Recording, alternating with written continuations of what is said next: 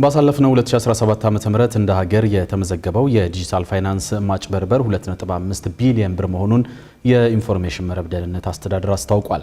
በ2013 ዓ.ም እንደ ሀገር የተመዘገበው የዲጂታል ፋይናንስ ማጭበርበር ወንጀል 13 ብቻ እንደነበር የጠቀሰው አስተዳደሩ በ2017 ዓ.ም ደግሞ ወደ 1647 ማደጉን የፌዴራል ፖሊስ መረጃን ዋቢ አድርጎ ገልጿል። የጉዳት መጠኑም በ200% ማደጉን የገለጸው አስተዳደሩ እንደ ሀገር ሙሉ በሙሉ የተፈጸመው የዲጂታል የፋይናንስ ማጭበርበሮች ቢመዘገቡ ቁጥሩ ሊጨምር እንደሚችል ጉዳዩን አስመልክቶ የተሰራውን የዳሰሳ ጥናት ይፋ ባደረገበት መድረክ ላይ ተናግሯል። ሪፖርተራችን ሰላማዊት ሽፈራው ዝርዝር ዘገባ አላት።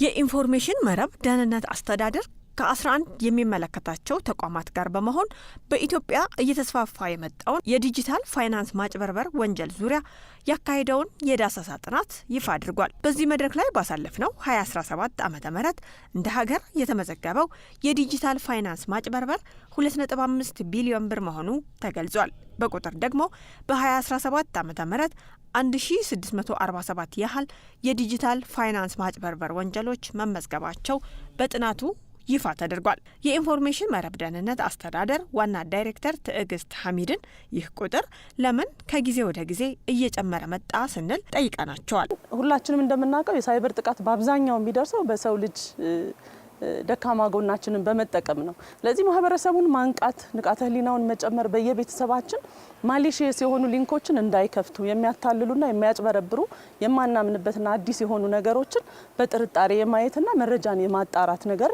ሊሰራ ይገባል። ይሄ እንግዲህ አርቲፊሻል ኢንተለጀንስና ኢመርጂንግ ቴክኖሎጂ የሰጠን እድል አለ።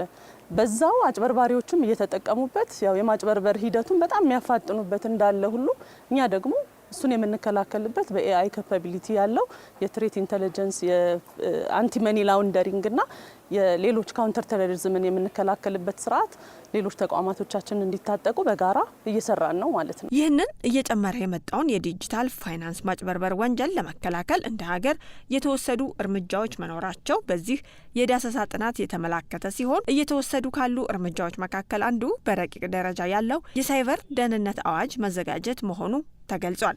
አብዛኛው የዲጂታል ማጭበርበር ቅድም ፕሬዘንቴሽኑ ላይ ስታዩት እንደነበረው በሶሻል ኢንጂነሪንግ ወይም ማህበረሰቡን በማታለል የሚደረግ እንደመሆኑ ከባንክና ከፋይናንስ ተቋማት ጋር የማህበረሰብ የንቃተ ህሊና መድረክ በጋራ የመስራት ሳይበርኛ ፕሮግራም ላይና የሳይበር ደህንነት ንቃተ ህሊና ፕሮግራሞችን በመቅረጽ ህብረተሰቡን የማንቃት ስራ በዋናነት የኢንፎርሜሽን መረብ ደህንነት አስተዳደር ተልዕኮ ነው። ሌሎችም የሚሰሩትን በጋራ የመደገፍና በተለይ ግን በቅርቡ የሚጸድቅ የቁልፍ ተቋማት ጥበቃ የደህንነት ጥበቃ አዋጅ እናጸድቃለን። የሚኒስትሮች ምክር ቤት ላይ የደረሰ አዋጅ ነው። እነኚህ ተቋማት የህብረተሰቡን ወይም የግለሰብን ዳታ ባለመጠበቅ የሚደርሱ ጥቃቶች ላይ ፋይን እንዲጣልባቸው ይህን በማይጠብቁ ተቋማት ላይ እርምጃ የመውሰድ ቅጣት የማድረግና ፕሮቴክት የማድረግ ማንዴትን የሚሰጠን ትልቅ አዋጅ ነው። እሱ ሲጸድቅ ደግሞ እሱን የማስተግበር ማንዴት አለን ማለት ነው። በዚህ የዳሰሳ ጥናት ዋና ዋና ግኝቶች ውስጥ እንደ ተግዳሮት የተነሱት በሳይበር ደህንነት ማስጠበቅ ላይ የወጡ አዋጆች እርስ በርስ መጣረስ አንዱ እንደሆነ ተገልጿል። ሌላው ደግሞ በዚህ ወንጀል ላይ ተሳትፈው የተገኙ ግለሰቦች ላይ የሚወሰኑ የቅጣት ውሳኔዎች ማነስና ይህንን ድንበር ዘለል የሆነውን ወንጀል ለመከላከል ከሌሎች ሀገራት ጋር በትብብር መስራት ማስፈለጉ እንደሆነም ተገልጿል። ለዛም ነው ዛሬ በ11 ተቋማት የተደረገ ጥናት እንዳያችሁት እያቀረብን ያለ ነው። ስለዚህ ይህን ስራ በጋራ ከመመለስ አንጻር ከዓለም አቀፍ ተቋማት ጋር የሰርት ቱ ሰርት ሪሌሽንሽፕ የምንለው ከሁሉም መረጃ ሸር መደረግ ስላለበት ወንጀለኞች አክሮስ ሊሄዱ ስለሚችሉ ከእሱ ጋር የምንሰራው አለ። ከኢንተርፖል ጋር በጋራ የፌዴራል ፖሊስ የሚሰራው አለ። ሌሎች ተቋማትን በየስራ ባህሪያችን ዓለም አቀፍ ተቋማት ጋር እንሰራለን። ይሄ አስገዳጅም ስለሆነ ሌሎች ኮንቬንሽኖች የማሌቦን ኮንቬንሽን ቅድም ስናይ እንደነበረው ሬጅስተር አድርገን እሱ ላይም እየሰራን ነው።